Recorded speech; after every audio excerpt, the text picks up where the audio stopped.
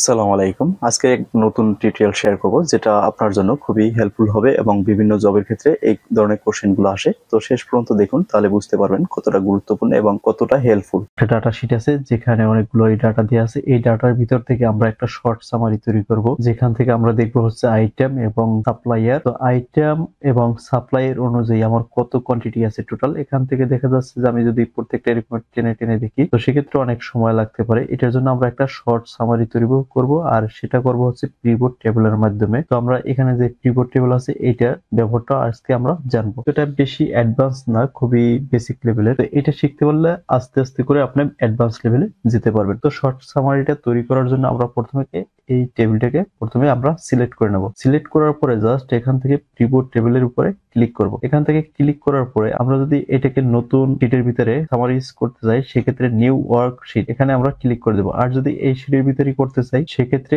Existing ওয়ার্কশিটে click করব। তো আমি এটা এক্সিস্টিং ওয়ার্কশিটে করব, এই জন্য এখানে ক্লিক করে দিলাম। এখানে ক্লিক করার পরে আমরা জাস্ট এখান থেকে লোকেশন সিলেক্ট করে দেব। লোকেশন সিলেক্ট করার পরে আমি এখান থেকে ওকে বাটনে ক্লিক করে দেব। তো এখানে আমার সবগুলো ইন্টারফেস চলে আসছে। এখানে আমার প্রত্যেকটা আইটেমের হেডিং গুলো এখানে দেখা যাচ্ছে। তো আমরা এখানে বলছিলাম যে আইটেম ওয়াইজ সাপ্লাইয়ার প্লাস হচ্ছে ভ্যালু। তো এখান থেকে আমি প্রথমে আইটেমটাকে র লেভেলে নিয়ে আসবো। এই যে র এর এখানে পেস্ট করে দিলাম। তো এখানে আমার আইটেম চলে আসছে। তিনটা আইটেম আছে, প্যান্ট, শর্টস, টি শার্ট। এখানে তিনটা আইটেম।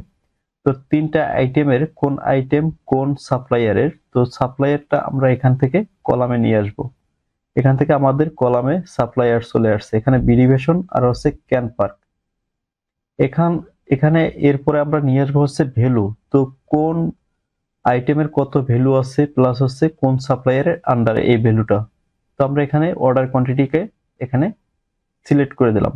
এখানে দেখুন আমার কাউন্ট সেটিং করা আছে, যার কারণে আমার কাউন্ট নাম্বার দেখা যাচ্ছে যে প্যান্ট কত পিস আছে এবং শর্টস কত পিস আছে এবং টি শার্ট কত পিস আছে।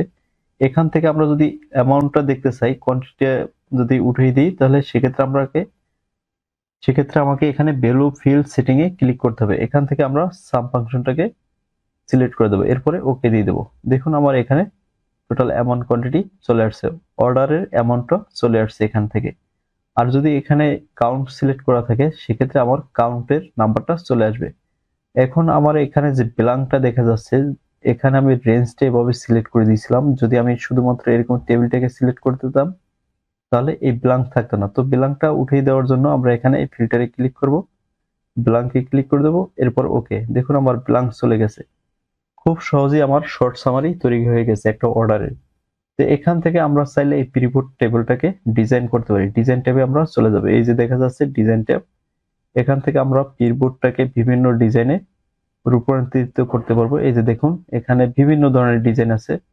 তো যেটা ভালো লাগে সেটা এখান থেকে আমরা সিলেক্ট করে দিতে পারবো। তো এখান থেকে আমরা স্ট্যান্ডার্ড কালার সিলেক্ট করতে পারি যে কোনো।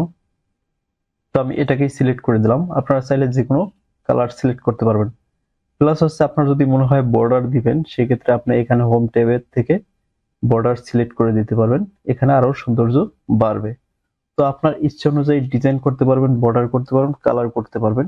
এটাকে আমি যদি চাই আর একটু সাইজ করব সেক্ষেত্রে আমরা এখান থেকে মিডল করে দিতে পারবো সবগুলো। এখান থেকে দেখা যাচ্ছে র লেভেলটাকে আমি একটা সাইড করে দেবো, কারণ হচ্ছে এই নামটা একটা সাইডে থাকলে আরো বেশি ভালো দেখা যায়। তো এভাবেই আমরা শর্ট সামারি তৈরি করতে পারি যে কোনো অর্ডারের। তো আপনারা, আশা করি আপনাদের এটা বেশি কঠিন কিছু না, আপনাদের কাছে সহজ মনে হবে। দুই একবার প্র্যাকটিস করলে আপনারা নিজেরাও পারবেন। ভিডিওটি সম্পূর্ণ দেখার জন্য আপনাকে অনেক অনেক ধন্যবাদ এবং ভিডিওটা শেয়ার করে আপনার প্রোফাইলে সেভ করে রাখতে পারেন। যদি মনে না থাকে তাহলে পুনরায় দেখতে পারবেন। আজকে এই পর্যন্ত, সবাই ভালো থাকুন। আসসালামু আলাইকুম।